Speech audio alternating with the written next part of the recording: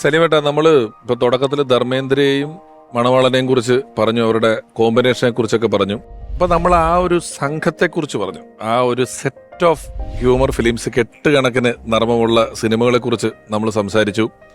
അപ്പോൾ ഉറപ്പായിട്ടും ഇവിടെ എത്തേണ്ട ഒരാൾ കൂടിയുണ്ട്.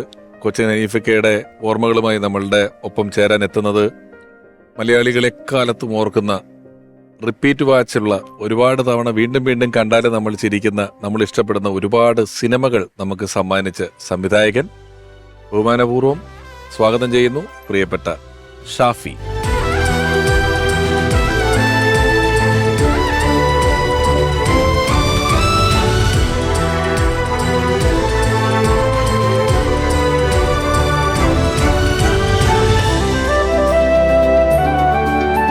ഷാഫി സാർ നമസ്കാരം.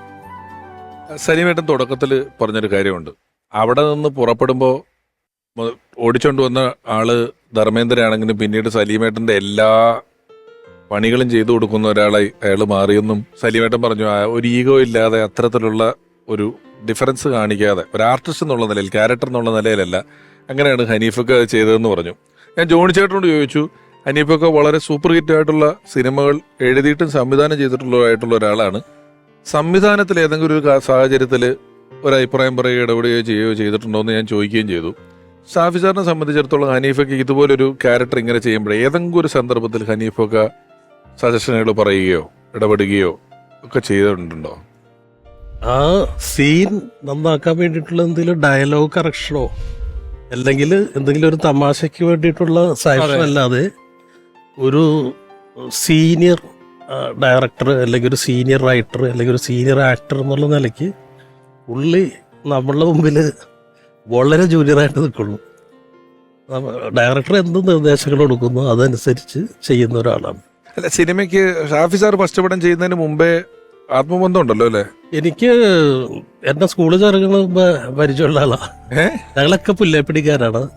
പിന്നെ എൻ്റെ അമ്മാവനും അനീഫ്ക്കൊക്കെ ഒന്നിച്ച് ഒരു നാടക ട്രൂപ്പിലുണ്ടായിരുന്ന എറണാകുളത്ത് പുല്ലേപ്പടിയിൽ ഭാവന തിയേറ്റേഴ്സിനൊരു ട്രൂപ്പ് ഉണ്ടായിരുന്നു. എൻ്റെ അമ്മാവൻ ഷെറീഫ് മാമ എന്ന് പറയും, സുഹൃത്തുക്കളാണ് ഇവർ. അപ്പം ഇടയ്ക്ക് വീട്ടിൽ വരും, തറവാട്ടിൽ വരും. അത് അനീഫ് കട പടങ്ങളൊക്കെ വരുമ്പോൾ ഞങ്ങളുടെ തറവാട്ടിലെല്ലാവരും 10-30 പേരുണ്ട് കേട്ട് ഒന്നിച്ച് സിനിമ കാണുമ്പോൾ അതൊക്കെ എനിക്ക് ചെറിയൊരു ഓർമ്മയുണ്ട്. എല്ലാവരോടും പോയിട്ടുണ്ട്. കാരണം പുല്ലേപ്പടിയിലെ ഏക നടനാണ് അനീഫ്. അത് കഴിഞ്ഞ് ചെന്നൈയിലായിരുന്നു സ്ഥിരം.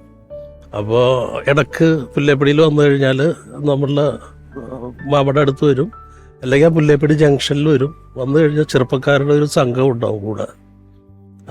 അതിനകത്ത് ഏറ്റവും പ്രധാനികളാണ് സിദ്ദീഖണ്ണനും ലാലേട്ടനും. ഈ സിനിമാ കഥകളാണ്. ഞങ്ങളെയൊക്കെ ഒരു 8:30 ആകുമ്പോൾ വീട്ടിലേക്ക് വിളിക്കും. അവരുടെ സംസാരം 1 മണി 2 മണി വരെ പോകും.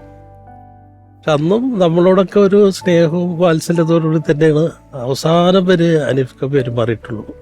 ഇപ്പോൾ എൻ്റെ സിനിമകളിലാണെങ്കിൽ സത്യം പറഞ്ഞ് ഞാൻ പിന്നീട് ആലോചിച്ചപ്പോൾ എനിക്ക് തോന്നിയിട്ടുണ്ട്, ആകെ 3 പടത്തിൽ അഭിനയിച്ചിട്ടുള്ളൂ. വൺ മാൻ ഷോയിൽ ഒരു ഗസ്റ്റ് റോളാണ്. അത് തലേ ദിവസം വിളിച്ചു, പുള്ളി പിറ്റേ ദിവസം തന്നെ വന്ന് ചെയ്തു. പിന്നെ പുലിവാൽ കല്യാണത്തിൽ ഒരു ത്രൂ ഔട്ട് വലിയ വേഷമാണ്. മണവാളിലും കൂടി തകർത്താണല്ലോ. ഇപ്പോഴും റീലുകളിലൊക്കെ പോയിക്കൊണ്ടിരിക്കുന്ന സാധനമല്ല. അതുപോലെ തന്നെ മായാവിലും ഒരു ഗസ്റ്റ് റോളായിരുന്നു, ജയിലറായിട്ട്. കുറച്ചുണ്ട് അല്ലേ, 3 ദിവസം. പിന്നെ ചട്ടമ്പിതാറിൽ നല്ലൊരു വേഷം ഉണ്ടായിരുന്നു അനീഫ്കാക്ക്. അപ്പോൾ ഞാൻ വിളിച്ചു, അനീഫ്ഖാനെ വിളിച്ചപ്പോൾ സുഖമില്ലാതിരിക്കണം, കുറച്ച് ദിവസം റെസ്റ്റ് എടുക്കണം എന്നൊക്കെ പറഞ്ഞു. പുള്ളി അങ്ങ് പൊട്ടിക്കരഞ്ഞു. കാരണം ഒരു സിനിമ വിടുക എന്ന് പറഞ്ഞു കഴിഞ്ഞാൽ പുള്ളിക്ക് ചിന്തിക്കാൻ പറ്റാത്ത കാര്യമാണ്. അപ്പോൾ എന്നോട് പറഞ്ഞു, റോഷ് ആൻഡ്രൂസിൻ്റെ ഒരു പടമുണ്ട്, അതിലും ചെയ്യാൻ പറ്റിയില്ല. പൊട്ടിക്കരഞ്ഞു. അപ്പോൾ ഞാൻ ആശ്വസിപ്പിച്ചു. ഞാൻ പറഞ്ഞു, ശരിയായിട്ട് അസുഖങ്ങളൊക്കെ മാറിയിട്ട് നമുക്ക് ഇനിയും ഒരുപാട് കഥാപാത്രങ്ങൾ ചെയ്യാമല്ലോ എന്നൊക്കെ പറഞ്ഞ് അങ്ങനെ അതാണ് അവസാനമായിട്ട് സംസാരിച്ചത്. പിന്നീട് പലതവണ ഫോണിൽ ബന്ധപ്പെടാൻ ശ്രമിച്ചു, ഫോൺ സ്വിച്ച്ഡ് ഓഫ് ആയിരുന്നു.